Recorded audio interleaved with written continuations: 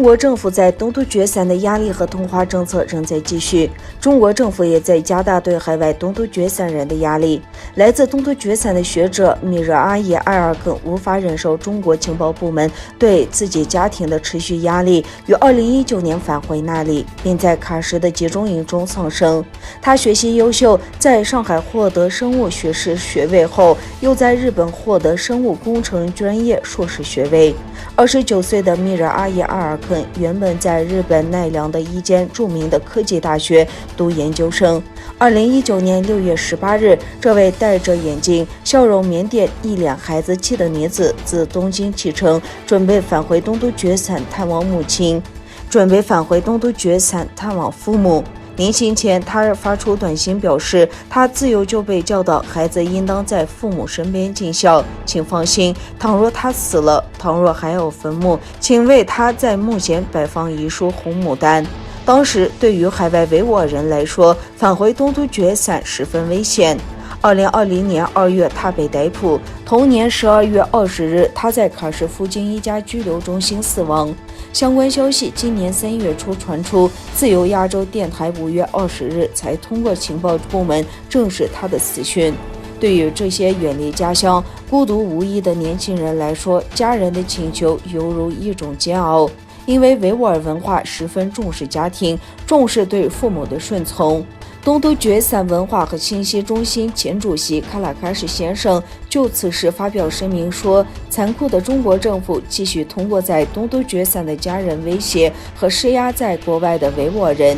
居住在国外的维吾尔人应警惕来自中国的此类威胁，不应被他们欺骗。与此同时，国际社会必须对中国的卑鄙行为采取行动。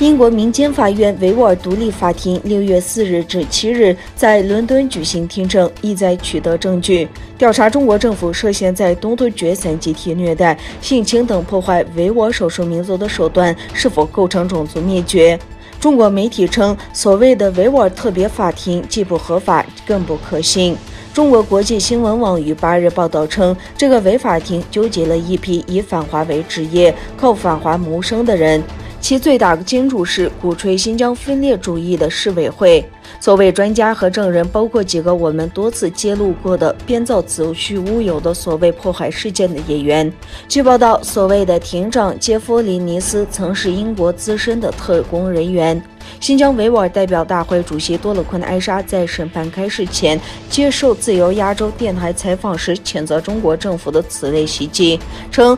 这再次表明中国政府有多么有辱人格，他们这样做只会让自己更难堪。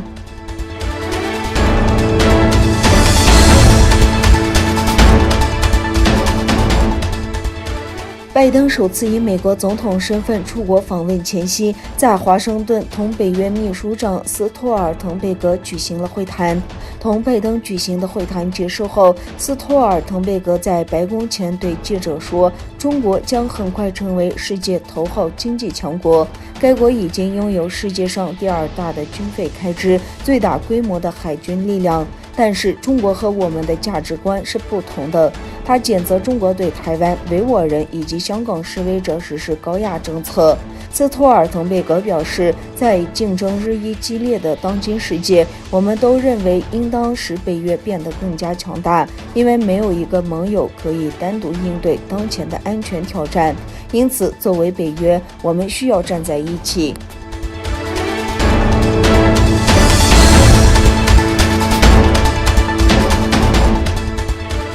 美国参议院周二以68比32的投票结果批准了一项全面的立法计划，旨在提高该国与中国科技竞争的能力。该法案还必须在众议院获得通过，然后才能送交白宫，由拜登签署成为法律。该措施授权拨备约1900亿美元，用于加强美国的技术和研究，并将单独批准支出540亿美元，以增加美国在半导体和电信设备方面的生产和研究，包括20亿美元专门用于车用芯片。此前，由于此类芯片供应出现大幅短缺，汽车制造商不得不大幅减产。